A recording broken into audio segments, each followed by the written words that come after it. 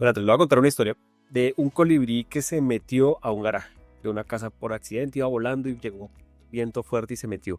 El dueño de la casa pues vio que el animalito estaba intentando salir y pues justo era un salón que tenía unas ventanas grandes como estas.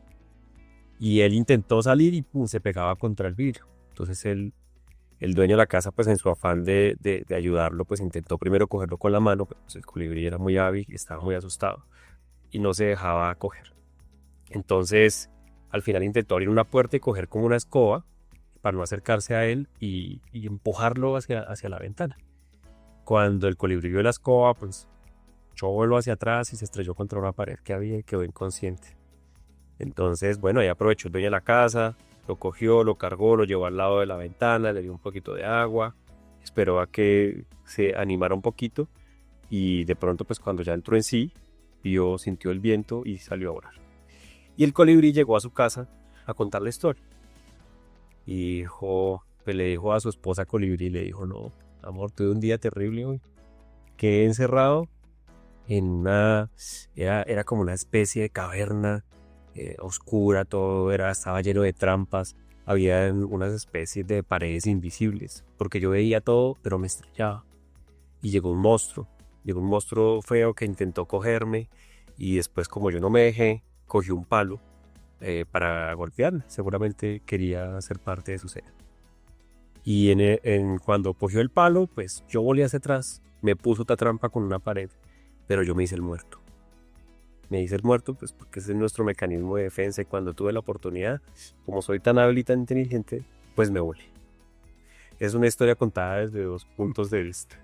Genial. ¿Cómo la ve? ¿Cómo cree que pase eso en nuestra cultura colombiana? No, yo creo que las historias siempre se cuentan desde un punto de vista. Esa es la realidad. No es la cultura colombiana, no somos los colombianos. Esa es la norma. Uno siempre cuenta las historias desde su punto de vista. Tal vez los humanos tenemos, claro, en la personificación de la historia, el colibrí eh, tiene una relación como humana con su esposa y consigo mismo, de hecho, ¿no? Se echa historias y le echa historias a la esposa.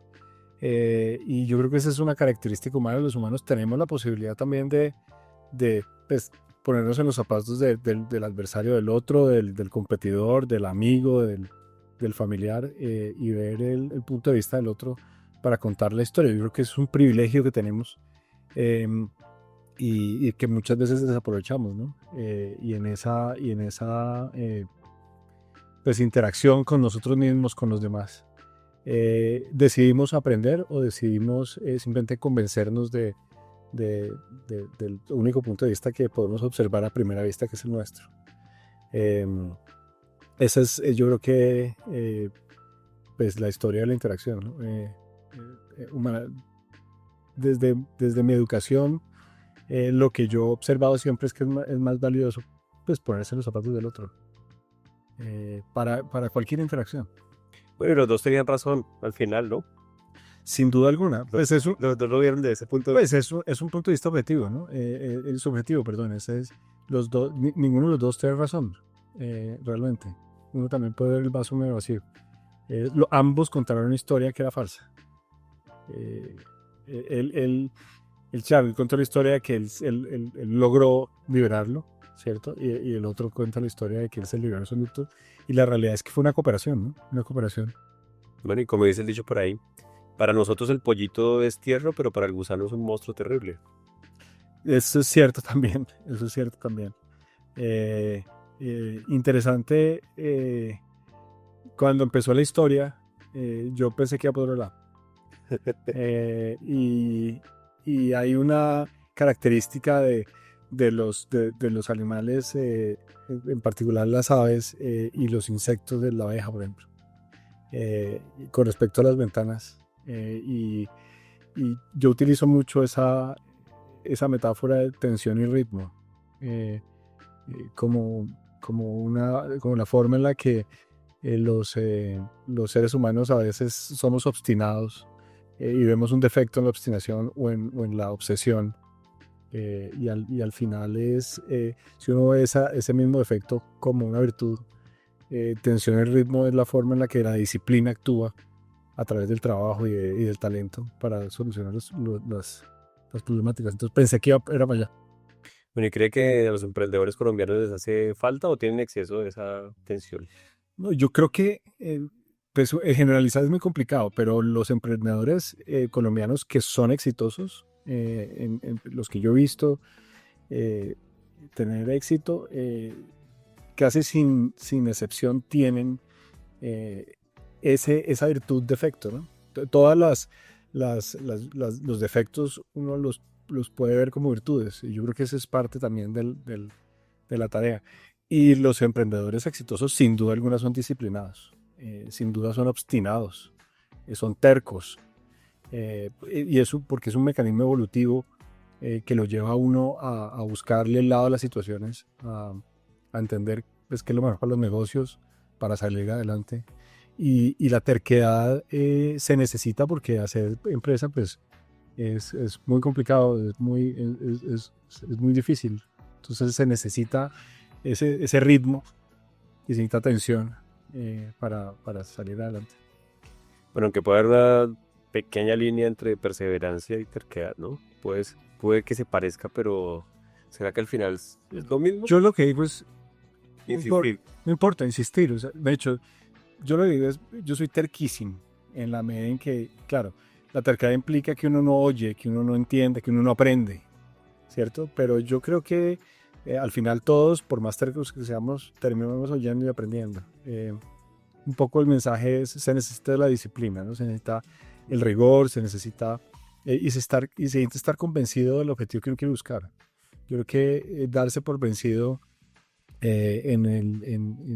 digamos, sin haberlo intentado todo, sin haber dado absolutamente todo ese, es un error, sobre todo cuando a emprender se refiere, ¿no? Porque es muy complicado, se necesita buscarle el lado a las circunstancias. ¿Quién es Andrés Mauricio Velasco? Pues yo nací en Cali en el 77, soy exennial, soy de esa generación que está entre la primera y la última película de Star Wars, de las primeras, ¿no? Y nos caracterizamos, o digamos, mi generación se caracteriza porque nosotros fuimos totalmente análogos antes de ser totalmente digitales. Pero yo salgo del colegio ya con formación digital. Y eso es súper importante porque en 1993-94 viene, digamos, los primeros microcomputadores al país. El internet llega en el 94. Entonces yo empiezo la universidad ya con internet en el 95. Esa es mi generación. Soy una generación de juego en la calle, en barrio, de muchos amigos, de una familia grande, unida, como las de las regiones colombianas. Tengo el privilegio, mis papás no son primera ni segunda generación de colombianos llegados de las regiones a una ciudad grande. Mis papás son hijos de caleños, nietos de caleños, entonces ya es una familia asentada, que fue a la universidad, que tuvo la posibilidad de hacer especializaciones y en ese sentido pues soy privilegiado en el contexto de la población colombiana. Tengo una hermana, mis papás economista y médico y mi obstetra. Termino mi colegio en Cali, vengo a estudiar a la ciudad de Bogotá y decido estudiar economía y antes de terminar la carrera tengo la posibilidad de empezar a trabajar en Fedesarrollo. Trabajé desde octavo semestre hasta que terminé la maestría y un poco después. 4 años en Fedesarrollo haciendo investigación microeconométrica al principio, pero después pura macro, modelos de equilibrio general. Se vuelven como mi obsesión. El equilibrio general es una forma de ver el mundo en el que uno trata de pescar todas las realidades desde todos los puntos de vista. Muy economista, después voy al Banco de la República. En el Banco de la República conozco a mi esposa en el área cultural y nos casamos jóvenes. Yo tenía 29 años, 27 años cuando me casé. En el banco estuve otros 4 años antes de ir a Oxford a hacer el doctorado en economía. Regreso al Banco de la República a hacer investigación y ahí después de 3 años me invitan a ser director general de política macro del Ministerio de Hacienda y Crédito Público. En el ministerio paso de ser director a ser viceministro técnico. Experiencias increíbles en esas experiencias laborales, tanto de desarrollo como en el Banco de la República. como en el Ministerio de Hacienda, regreso al banco a ser subgerente de sistemas de pago y operación bancaria, que es un área del banco que es como el banquero de los bancos y tiene todo el back office, toda la parte de infraestructuras, todos los sistemas de negociación, la administración de las reservas internacionales. Entonces hay muchos detalles profesionales que logro desarrollar en esa experiencia como subgerente del banco. Y después me ofrecen la posibilidad de ser director del Comité Autónomo de la Regla Fiscal. Y ahí estoy durante casi 3 años, hasta el año pasado, en el que entro a ser presidente de Asofondos. Entonces, tengo 47 años, 2 hijos, 20 años de matrimonio. Hago deporte, trato de trotar para poder comer. Pero últimamente he vivido lesionado, entonces ¿Cómo es eso de trotar para poder comer? la única forma de poder comer tranquilo, de poder comerse todas las grasas y los chicharrones y las hamburguesas, y no inflarse como una... Que medio reza empata en este caso. Okay. Sí, entonces me gusta hacer deporte, me gusta jugar golf, me gusta jugar tenis, pero pues últimamente creo que me voy entre la trotada y la jugada de golf los fines de semana. He tenido una vida muy interesante desde el punto de vista familiar, con muchas experiencias, rodeado de vida, digamos, con mi familia, mis amigos. Tengo muy buenos amigos. Tengo amigos de todas las etapas profesionales, tengo amigos del colegio. Y con todos más o menos pues tengo pues, mucha interacción. Actualmente hablo con ellos. Mis hijos son un universo en sí mismo. Entonces, ¿Te quedas con? Mis hijos son grandes, pues tienen 13 y 15 años. De hecho, ya en un mes 14 y 16. Ya los lleva a fiestas de 15, ya. Sí, no, la mayor, Antonia, que tiene 15 años, papá 16 en septiembre, ya está preguntando si puede ir a una chiva este fin de semana.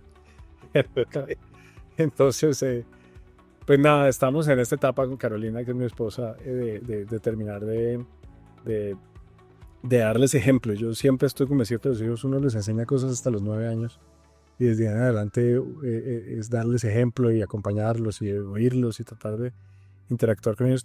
Han tenido una adolescencia muy tranquila y estamos muy contentos con las personas que están desarrollándose y cómo se están desarrollando.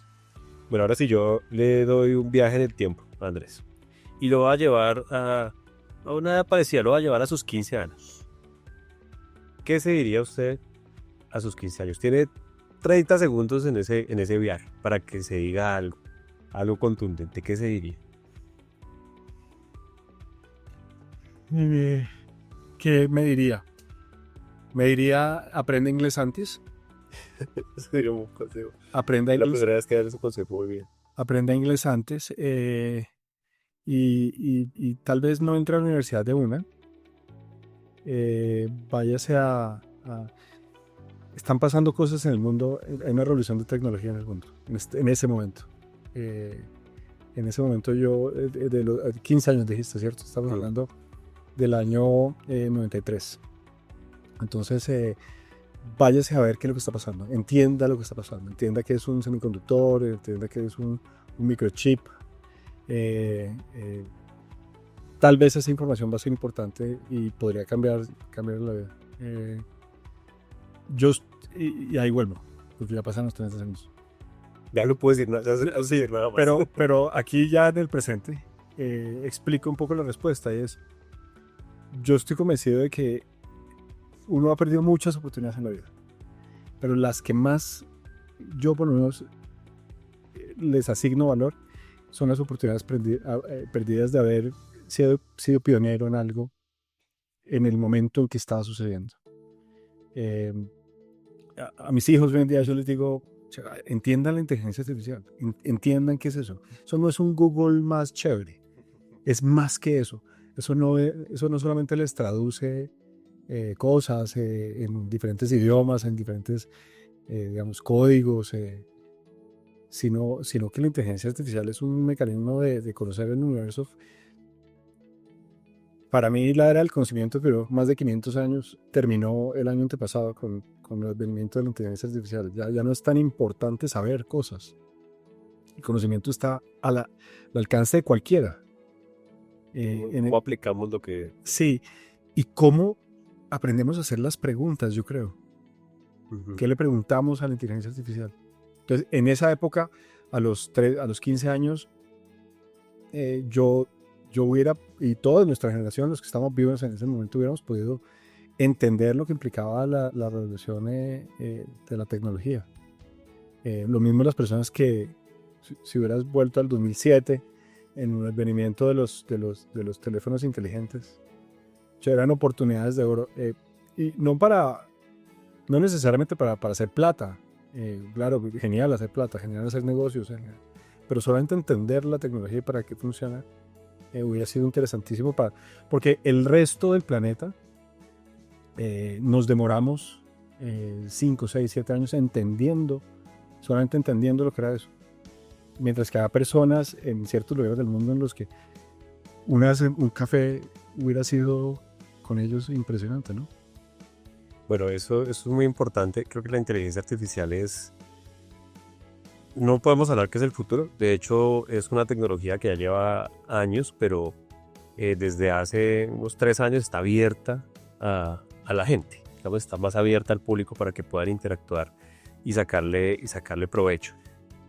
Pienso que en el mundo, pero especialmente en Colombia, aún en los colegios les da miel. A uno le da miedo. Pónganse a pensar la primera vez que usted estaba viendo Word o Excel o PowerPoint, las 3 herramientas típicas que uno ve, digamos, para cualquier cosa. Y aparece Gemini, no, Gemini es la de Google. Aparece la de Microsoft. Es Copilot, exactamente. Y una ventana atrás, una ventana de Clean X. No me joda. Yo estoy escribiendo algo aquí. No me moleste. Nos da miedo, nos da pereza, y si uno le pierde, esos son los 20 minutos mejor perdidos que hay.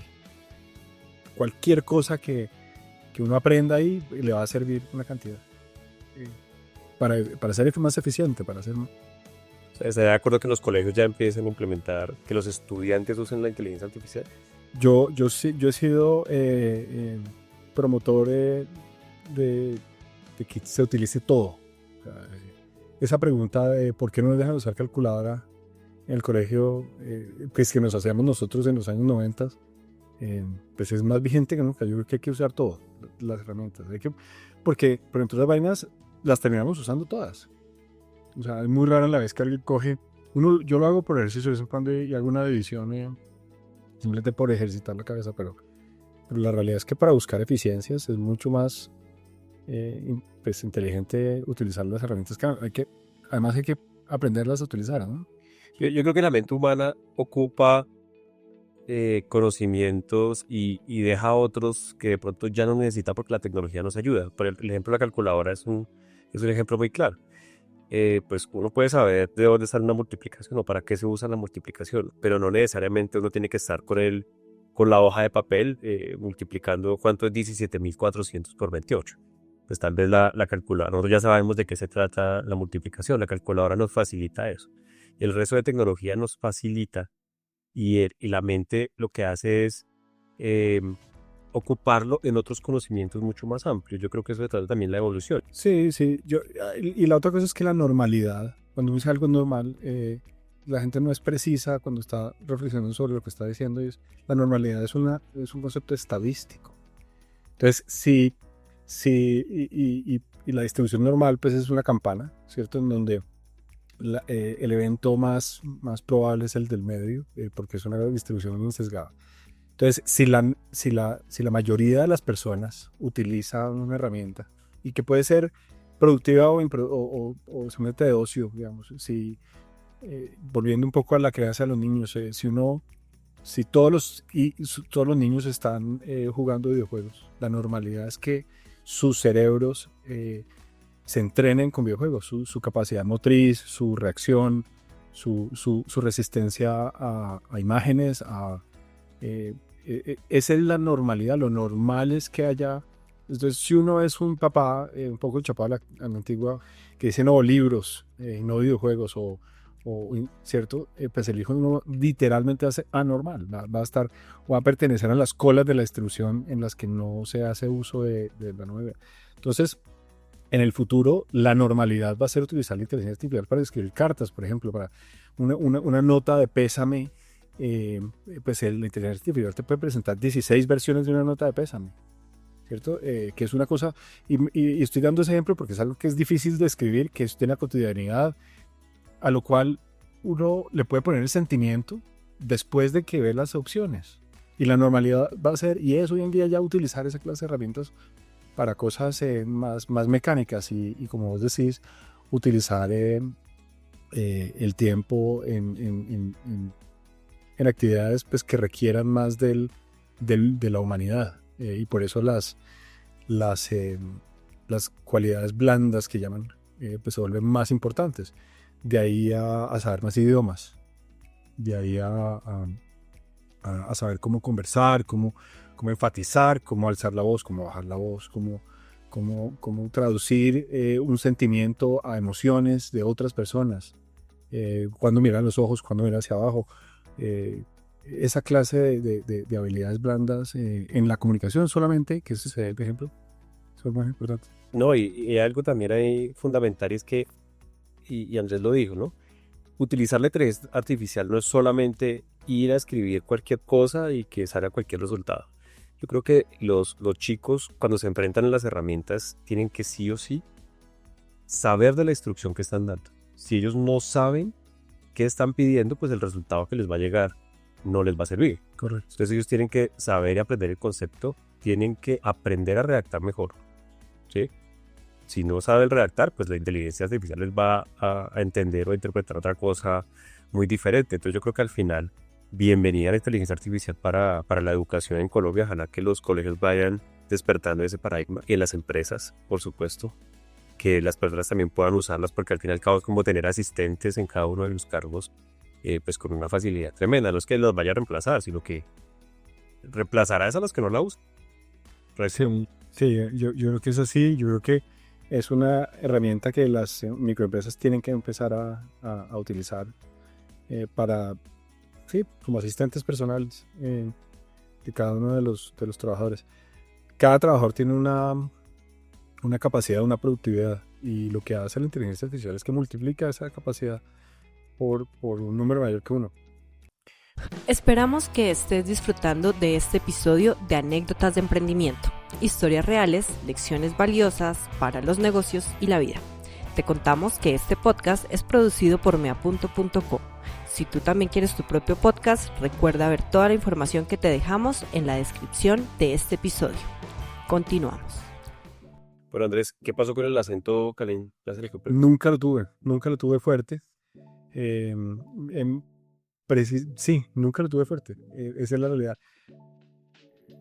Cuando estoy con mis amigos, sale. Cuando estoy con caleños, sale. Pero bailo salsa, soy hincha del Cali. Te iba a preguntar precisamente eso, si Cali América o Millonarios de pronto no están en Bogotá, ¿eh? No, soy hincha del Cali a morir desde chiquito. Sufrí pues todos los campeonatos de los 90s y de los 80s que el Cali tiene un récord que es triste, es que es el más veces subcampeón. Entonces, pero pues nada, disfruto del fútbol. Ahora soy pues hincha del fútbol global, sigo otros equipos afuera. Sí, seguir el Cali ahorita es complicado. Ayer ganamos al Bucaramanga 4-3. Entonces... Bueno, Andrés, ¿qué pasaría si mañana usted tuviera que empezar de cero? ¿Pasa algo?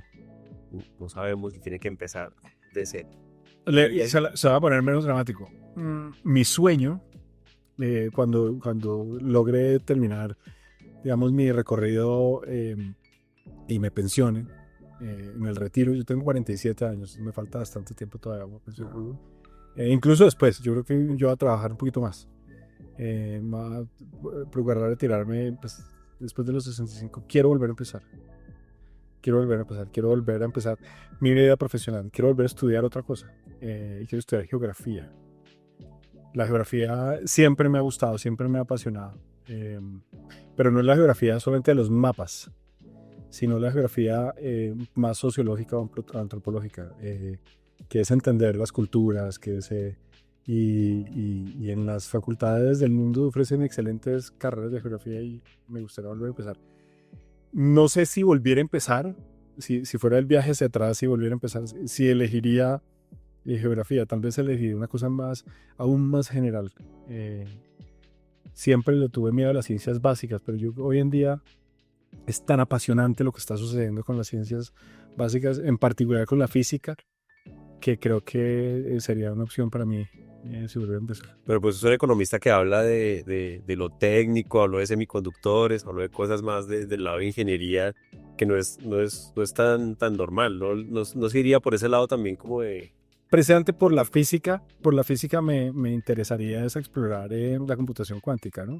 Digamos, yo creo que hoy en día nosotros vemos unas líneas del conocimiento global, no necesariamente, y mi curiosidad se expande a esas áreas, pues porque me gusta leer de esos temas y la capacidad de generar procesadores que no tengan una ruta binaria, sino una ruta cuántica, pues puede abrir las posibilidades a una verdadera inteligencia artificial. Lo que tenemos hasta ahora es una colección de conocimiento que muy eficientemente se conecta a través de redes análogas que le llamamos inteligencia. Analog Neural Networks, que lo llamamos inteligencia. Pero por ahora siempre las rutas son binarias, ¿no? Todo un camino al otro.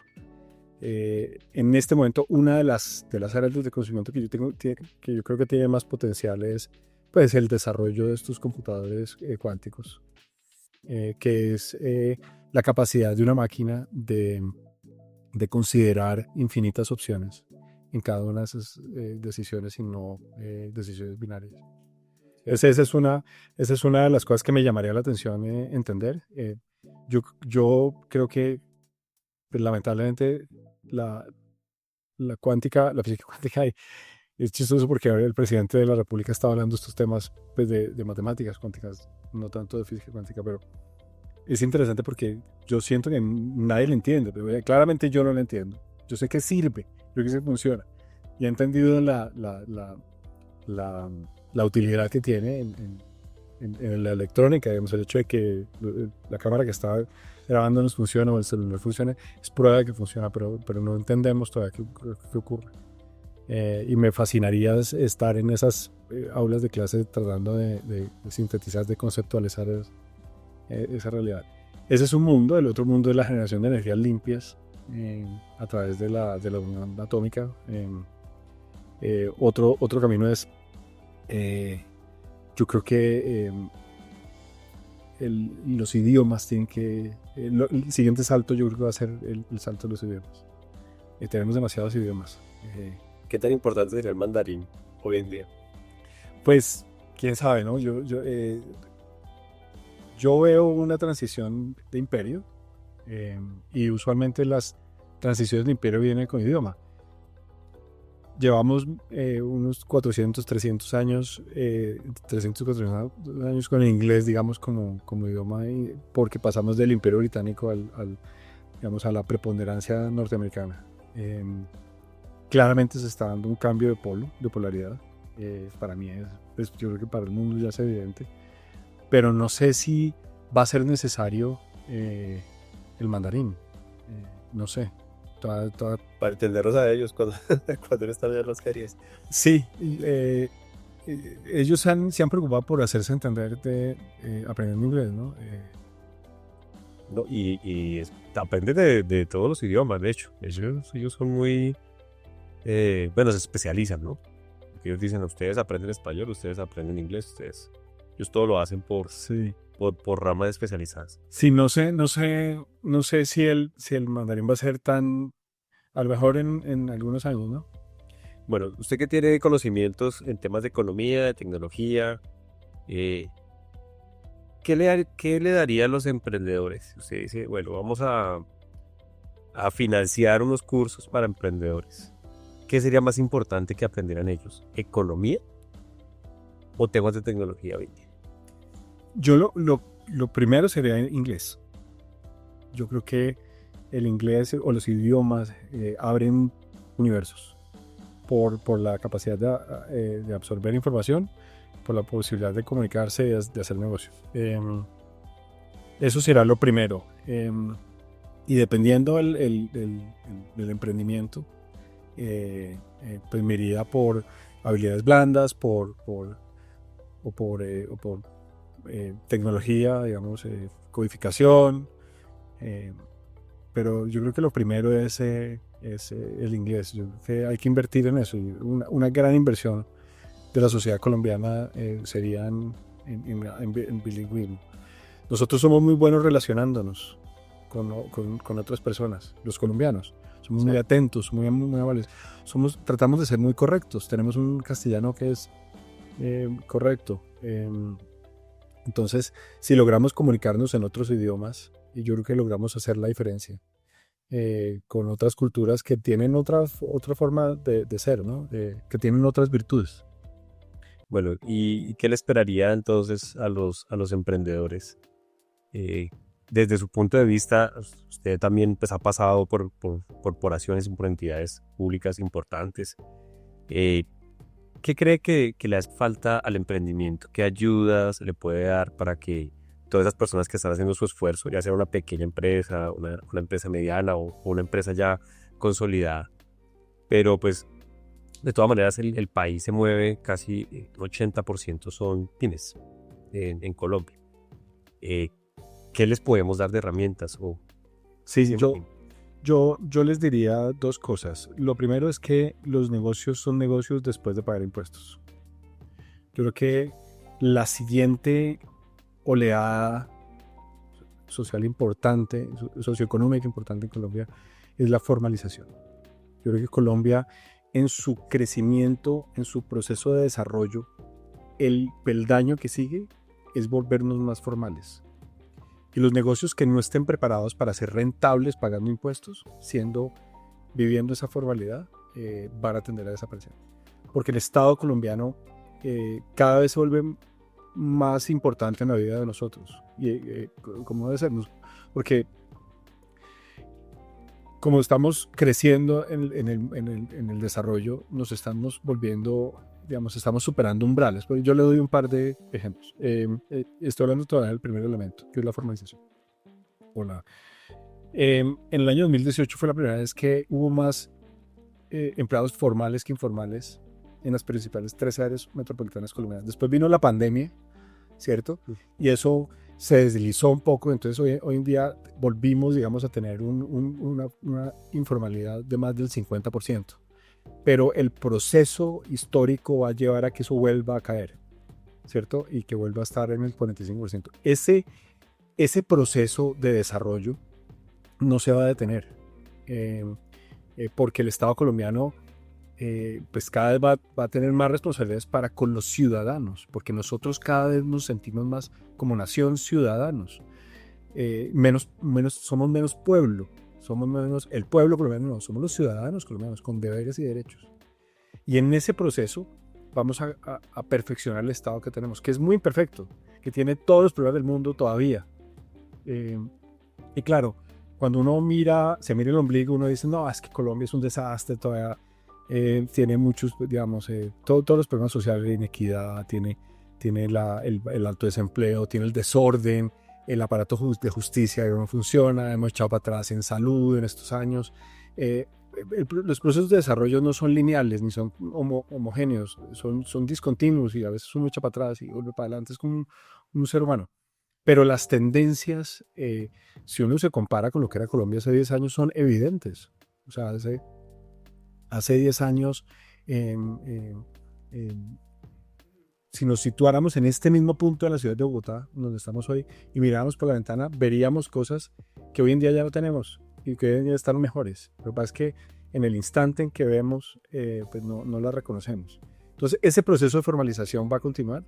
Y los emprendedores tienen que crecer, ojalá, con esa visión de que sean formales desde el principio, porque ser formales implica contratar mejor mano de obra, una simbiosis mucho más productiva con esa mano de obra, calificada o no calificada, pero formal, porque cuando el empresario es formal sus empleados son formales o sus colaboradores son formales. Entonces, mi primer mensaje es, ojalá entendamos desde chiquitos que la formalidad paga y que busquemos en dónde es que paga, porque paga. Muchas veces no lo vemos, no, dicen, no, es que entra el mapa de la DIAN, si yo aquí facturo, entonces me van a cobrar IVA. Sí, el IVA se transmite, de hecho, hay una cantidad de cosas que son mitos y que uno puede tapar el sol con la mano, pero tarde o temprano le va a tocar hacerlo. Y si la empresa en ese momento llega a un punto de rigidez en el que ya no resiste ese salto a la formalidad, se va a quedar atrás, se va a quedar sin las posibilidades de negocios que implica el mundo formal, que son mucho mejores. Entonces, ese es el primer mensaje, la formalidad. Y lo segundo es la reinvención. Yo creo, y en esto es simplemente un sentimiento, una sensación, que los procesos, las grandes empresas que tienen productos que duran siglos, y entonces uno ve pues no sé, las empresas Kodak, ¿cierto? Que de un momento a otro pues dejó de existir, ¿cierto? Porque surgieron los aparatos celulares. Dicho, los productos de largo plazo cada vez duran menos. Cada vez los productos, la Coca-Cola duró 100 años hasta que llegó la Diet, que duró 30, y después llegó la Coca-Cola Cero, que lleva 10, pero muy pocos productos van a ser de tan largo plazo. Entonces, la reinvención, o sea, la sentirse cómodo con el producto que uno tiene, tiene que, ya no va a ser así. Ya no va a ser así. Los tiempos nos están obligando, y la tecnología, las oportunidades, la innovación, la interacción, esa es la real globalización, la interacción con el resto del mundo. Muchas veces los productos pues, no son inventados aquí, los traemos desde otras partes, cambian cada vez y hay que reinventarse. Entonces, ese tema de reinventarse, el tema de estar buscando lo siguiente es... y yo le puedo poner ejemplos en agropecuaria, silvicultura, casi pesca, en extracción de mías y canteras, en comercio al por menor, en todos los sectores manufactureros, en los que un producto antes que duraba 20 años, después 10, después 5, hoy en día dura un año.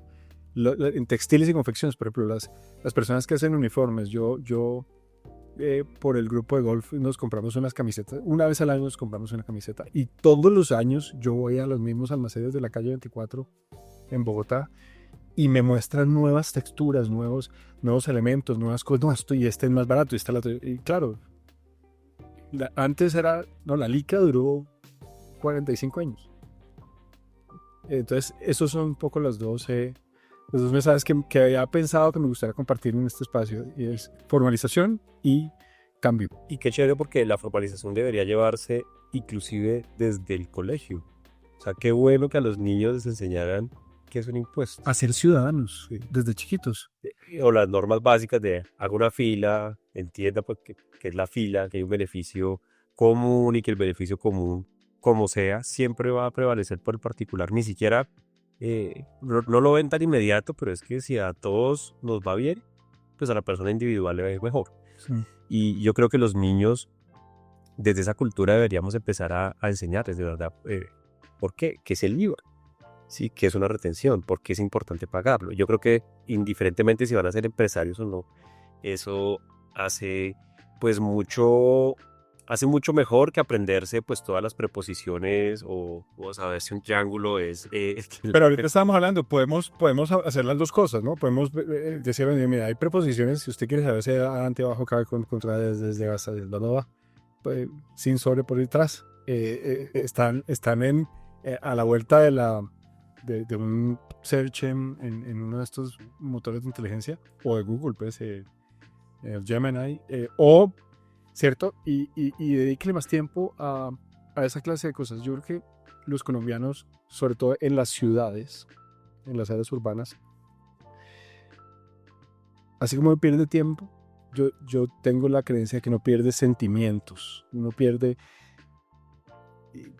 Y se deja llevar hacia los lados negativos. Nosotros nos indignamos constantemente en Bogotá por la actitud del otro, porque se parquean a los dos lados de la calle, porque no hacen la fila, porque porque es el vivo que trata de saltarse las cosas, y deberíamos prepararnos un poquito mejor desde chiquitos.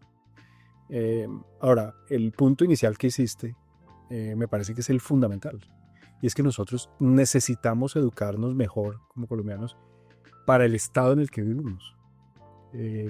La gente se queja de que es el colmo de que el presidente de la República, es que acaso yo no pago impuestos, mire estos huecos, y no cae en cuenta que eso es una responsabilidad distrital, no es una responsabilidad nacional.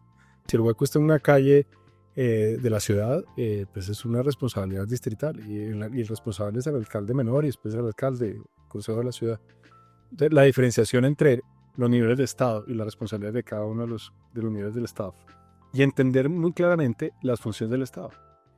Nosotros, como sociedad, decidimos, como colombianos, decidimos formar un Estado, que es un conjunto de instituciones, y decidimos darles unas funciones: operación, regulación, supervisión y vigilancia, redistribución del ingreso, estabilización macroeconómica. Y eso cuesta plata, y hacerlo bien cuesta más plata todavía. Entonces, eso que decías al principio, de que desde chiquitos nos enseñen a ser ciudadanos, a que existe un derecho por ser nacionales colombianos a exigir, a sentirnos parte de algo más grande y por tanto a responderle a eso más grande. Tenemos obligaciones. Yo creo que es el complemento de la constitución política que tenemos para que funcione. Bueno, y el Estado está por encima de los gobiernos también. Por supuesto. Que eso es lo mismo, ¿no? También la gente es confunde Estado con gobierno. No, confundimos territorio, país, Estado, gobierno, república. Todas son cosas diferentes y necesitamos tenerlas claras. Bueno, para la gente de pronto que no sabe, que quiere saber un poco de esto, ¿qué esos fondos y qué hace, qué papel juega en todas esas? Entonces, hace 32 años se crean con la Constitución Política del 91 y después la Ley 100 de 1993, un sistema de pensiones, que es un sistema que es una promesa del Estado colombiano a los ciudadanos, de decirles: usted va a tener la posibilidad de tener ingresos cuando usted ya no trabaje, ¿cierto? Y hay un contrato social intergeneracional, y se dice usted puede elegir entre cotizar en Colpensiones y recibir unos beneficios, ¿cierto? O cotizar en un régimen de ahorro individual solidario y tener unos beneficios. Al 85% de la población colombiana, al 95% de la población colombiana, le convenía el régimen de ahorro individual solidario por una u otra razón. Y en ese régimen de ahorro individual solidario aparecen unas instituciones que se llaman las administradoras de fondos de pensiones, que son estas instituciones que recaudan la cotización que usted hace a pensiones obligatorias y se dedica a administrarla con gestores profesionales que invierten esos recursos, diversificando esa inversión y logrando rentabilidades que históricamente han sido en los últimos 25 años del 7% por encima de la inflación todos los años en promedio. Al principio hay muchas administradoras, más de 10, más de 15 de hecho, y es un sector que empieza a consolidarse. Y se empieza a consolidar porque todos los sectores tienen un tamaño óptimo, dada la regulación, dada la población, dada el tamaño de las cotizaciones. Y en Colombia hace más de una década ya tenemos 4 administradores de fondos de pensiones, que son Colfondos, Porvenir, Protecciones, Candi, que tienen un relacionamiento con 20 millones de trabajadores colombianos, cerca de 20 millones de trabajadores colombianos. Y esas 4 administradoras tienen un gremio que es Asofondos, que es el gremio que yo presido, que tiene esa misma edad, 30 años, 32 años, y que además de ser un gremio típico de representación de los intereses de la industria, del 100% de la industria en este caso, que son estas 4 administradoras, es un gremio operativo. El sistema de pensiones es un sistema que detrás de las normas tiene una operatividad, una tecnología, que básicamente es el registro de la información de todas las cotizaciones y de todos los acervos, de todos los saldos de lo que los colombianos acumulamos y ahorramos. Y ese sistema de información reside en Asofondos. Y nosotros le prestamos servicios a las 4 administradoras, a Colpensiones y a través de ellas al Estado colombiano, en muchas otras instituciones. La Pila, el Ministerio de Salud, el Ministerio de Hacienda, la Oficina de Bonos Personales del Ministerio de Hacienda, pues ya mencioné Colpensiones. Entonces el sistema tecnológico que está en el centro del sistema de pensiones reside en Asofondos y es parte fundamental pues de la vida de los colombianos. La gente no sabe mucho de esto porque mientras que los sistemas funcionan, la gente no se entera de ellos. Es cuando los sistemas fallan que la gente dice, ahí está. Y por eso en el cambio legal que se propuso por este gobierno y que está siendo revisado por la Corte Constitucional, la implementación de la reforma pasa mucho por Asofondos. Y por eso hemos estado, digamos, pues en la interacción con el gobierno para pedirle reglas claras de juego para poder implementar este nuevo sistema pensional, si es que la Corte Constitucional finalmente da la vía libre. Bueno, ¿hay algún servicio que precede a esos fondos directo para empresarios, pequeños empresarios? Sí, nosotros tenemos varios servicios. Entonces, lo primero es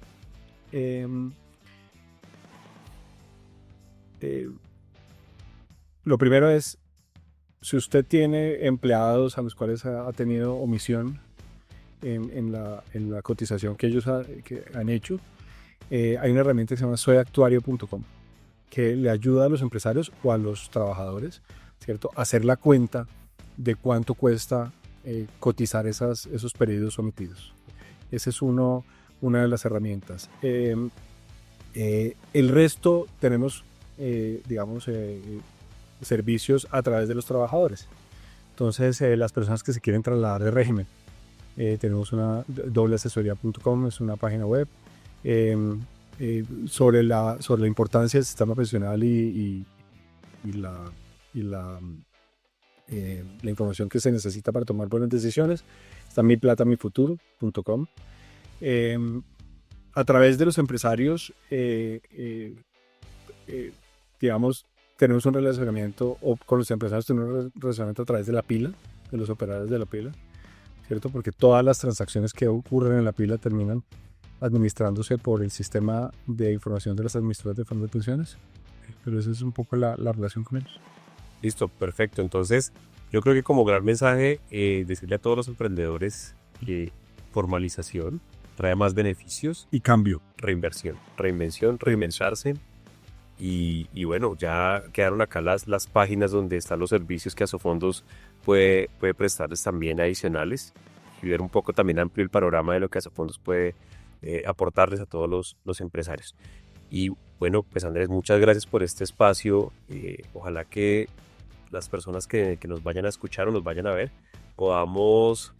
hayamos movido alguna fibra, algún cambio, así sea una de las personas ya logrado el propósito de lo que fue esta conversación con nosotros. Así que muchísimas gracias. No, feliz de haber participado acá y nada, Asofondos y en general los gremios producimos valor como ustedes, los emprendedores.